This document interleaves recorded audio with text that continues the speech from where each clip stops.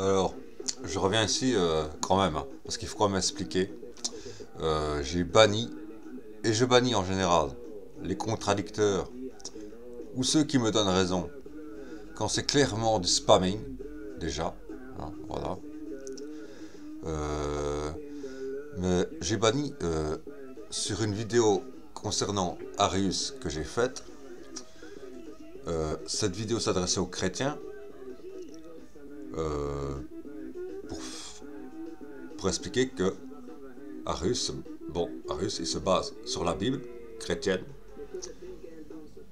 sur l'an 340, 360, à l'époque de Constantin, où Constantin, un païen, établit le dogme de Dieu, de Jésus, Dieu fait chair. Euh, et la Trinité et tout le reste. Et Arius contredit ça, sur base de la Bible. Voilà. Mais Arius ne nie pas que Jésus a été crucifié, parce que sur base de la Bible n'a pas changé depuis le 1er siècle, où les 60 évangiles existaient, jusqu'à l'an, jusqu'au 4e siècle, jusqu'au 4e siècle et demi, où la Bible a été codifiée et où parmi les 60 évangiles on en a choisi 4, mais les 60 autres évangiles disent exactement la même chose.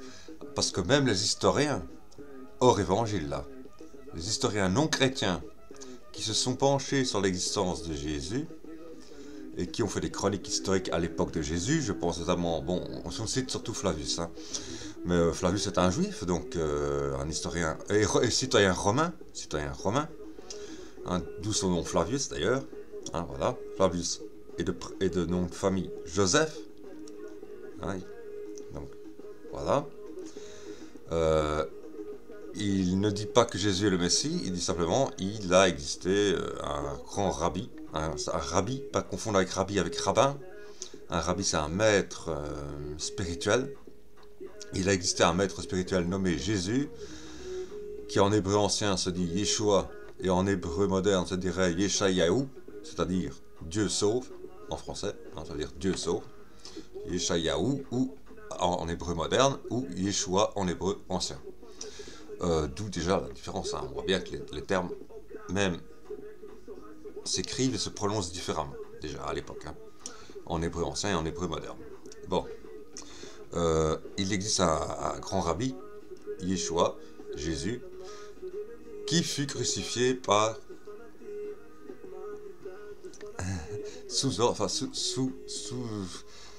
sous manipulation, hein, parce qu'il fut crucifié par les Romains, hein, c'est en clair, sous manipulation des autorités juives de l'époque, de nos autorités de l'époque. Pas de nos autorités, mais, oui, il dit de nos autorités, c'est vrai, il dit de nos autorités, parce qu'il s'identifie un peu, mais il fait bien la distinction entre pharisiens, sadducéens et esséniens, par exemple. Il dit les trois, bon, voilà. Bon. Mais enfin, bon. Et un musulman a cru bon de dire « Ah oui, mais la suite logique de l'arianisme est l'islam. » Non, justement non. Mais il est bon pour un chrétien de lire le Coran. Je trouve, personnellement, pour moi. Parce qu'on apprend beaucoup. Et je lui citais alors des versets qui indiquaient clairement qu'il n'était pas nécessaire de se convertir au Coran et qu'un juif pouvait rester juif, qu'un chrétien pouvait rester chrétien, voilà. Et il m'a dit ah, je ne trouve pas ces versets dans mon Coran. À moi. Et il m'indiquait des conseils pour obtenir, et il me disait prie pour avoir une bonne version du Coran. Alors moi je prends mon Coran ici, hein, traduction Malek Shebel, un arabophone, imam et théologien, musulman. Hein, bon. Et c'est une traduction, non pas à destination des occidentaux,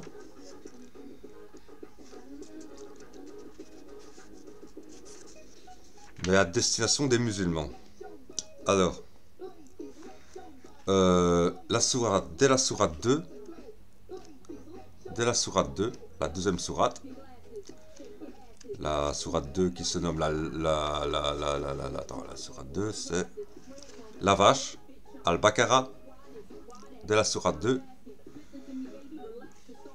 au verset 62, on lit ceci. Car ceux qui ont cru, ceux qui sont revenus vers le judaïsme, les chrétiens, les sabéens, tout être ayant cru en Dieu et au jour dernier et qui font le bien, tous auront une récompense auprès de Dieu. Pas de raison pour eux d'éprouver de la crainte ou de la tristesse. Il ne faut pas aller bien loin. Verset 62 de la deuxième sourate à peine. Je sais pas. Il me dit qu'il ne l'a pas lu, qu'il n'a pas vu ça, qu'il n'a jamais vu. Il y en a 4 autres comme ça. Il y en a 3 ou 4 autres comme ça. 3 autres, disons au moins, sûrs comme ça. Et enfin, entre la sourate 2 et la sourate 12, il y a de nombreuses sourates qui indiquent que l'islam n'est pas venu en tant que religion ultime de l'humanité, mais pour apporter la parole, c'est-à-dire la croyance en un Dieu unique, au Dieu d'Abraham, comme on l'appelle généralement, qui est le Dieu créateur de l'univers visible et invisible, soyons clairs, hein, à un peuple bien précis qui parlait arabe et qui n'avait pas encore reçu de livre, qui est le peuple de la Mecque, et de cette région-là, de Médine, la Mecque et la région Arabie Saoudite, en fait, hein, la péninsule arabique. Il n'est pas venu pour compléter ou corriger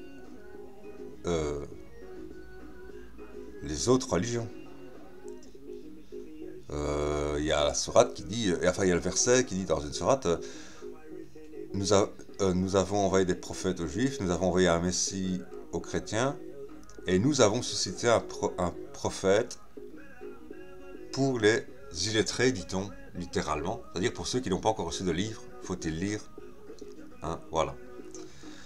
Mais il me dit qu'il n'a pas lu ces versets-là. Ils sont nombreux dans les 10 premières sourates, ou 12 premières sourates, et notamment le verset qui dit que Dieu a attribué un plan à chaque peuple, et que sur nos différences religieuses, nous serons renseignés après la mort. Renseignés et non jugés, c'est important. Renseignés et non jugés. Nous ne serons pas jugés sur nos différences religieuses, mais nous serons renseignés sur nos différences religieuses. Il me dit que même ce verset-là, il ne l'a pas lu. Excuse-moi. Avec des gens de mauvaise foi, soit il est malhonnête volontairement, et alors il rejoint le tort que Muhammad, que Dieu finalement, par la bouche de Muhammad, attribue aux Juifs, qui est de cacher ce qu'il y a dans leurs textes sacrés. Mais il est vrai qu'on accuse les autres que de ce qu'on est capable soi-même. Voilà. Bah oui. Ou alors, il a lu une version du... Bah, s'ils sont capables d'imaginer que la Bible a été falsifiée, c'est qu'ils sont capables aussi de falsifier leur Coran. Et de fait, sur Internet, il y a énormément de versions du Coran qu'on trouve et qui sont totalement falsifiées. Aussi bien en version gratuite qu'en version payante. Les versions numériques, en général, il ne faut pas s'y fier. Donc moi, je me fiais ici à cette version-là. Hein, le Coran, traduit par Malek Chebel, un arabophone. Hein, voilà, édition Fayard, livre de poche. Livre de poche, plutôt. Livre de poche. Hein, bon, le Coran, traduction Fayard, voilà. Hein, je me basais sur cette version-là. La version Arabie Saoudite que j'avais lue il y a des années, pas complètement, parce qu'on me l'a volée, malheureusement, contenait, sous des mots différents, exactement les mêmes significations, le même signifié, le même signifiant et le même signifié, donc le même signifiant, enfin le même signifiant, sous des mots différents. Donc les mots peuvent être différents, mais ce verset s'y trouve.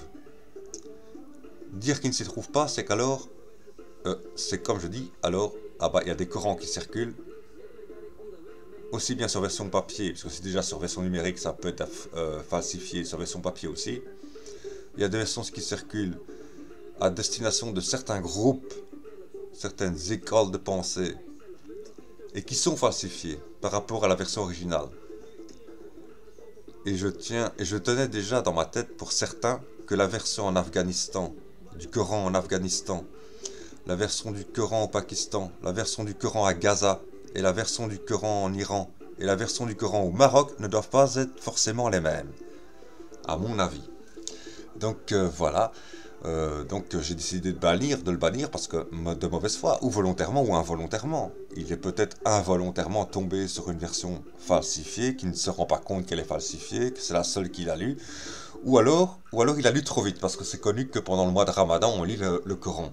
Seulement, comme je l'ai déjà signalé, pendant un Coran, ce n'est pas un roman. Dire que moi, ça m'est déjà arrivé de lire un Dan Brown de 500-600 pages en 48 heures. Hein, moi, je ne l'ai plus ici, voilà, bon. Je l'ai caché quelque part. Bon, en 48 heures, mais un livre sacré, quel qu'il soit, que ce soit la Bible ou que ce soit le Coran, on ne le lit pas à toute allure. On lit une sourate, on s'y repose et on y réfléchit quelques jours. Comme aujourd'hui, je viens de lire la sourate. Bah, c'est très bête. Donc, pour dire que j'ai pas très avancé, hein, avec le temps. J'ai lu la sourate Le Tonnerre. Et donc, sourate 13, je crois. 13, ouais. Ouais. Le Tonnerre. Bah, je peux vérifier. Hein. Je vais voir ça. Ah oui, c'est bien ça.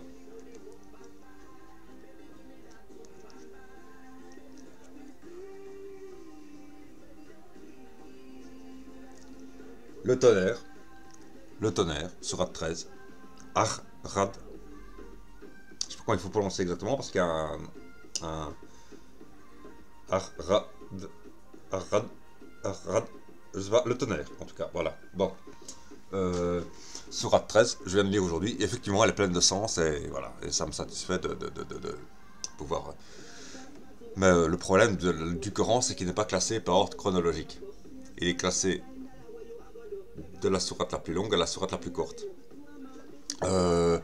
Avec une exception pour la toute première sourate, la liminaire, qui commence les prières, hein, qui commence chaque prière. La toute première, donc la liminaire qui commence chaque prière, celle-là, elle est courte, hein, mais sinon c'est classé de la plus longue à la plus courte. Et non dans l'ordre chronologique. Mais bon, voilà, donc je dis, des gens malhonnêtes, je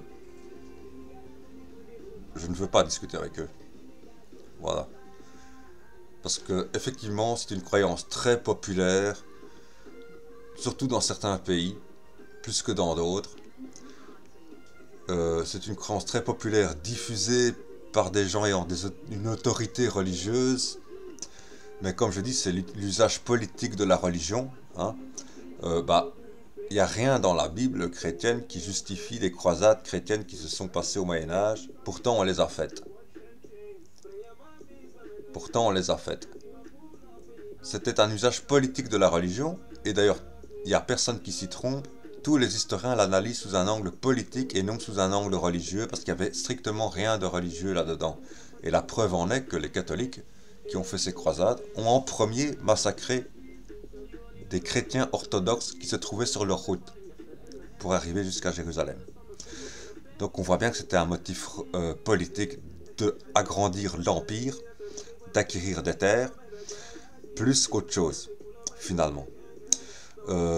Et bien, je crois que pour la même raison, pour des motifs politiques, d'agrandir l'empire musulman à la planète entière, qui est le but des frères musulmans, eh bien, on dit la religion ultime doit être l'islam, c'est-à-dire qu'un être humain ne peut être justifié que s'il est musulman.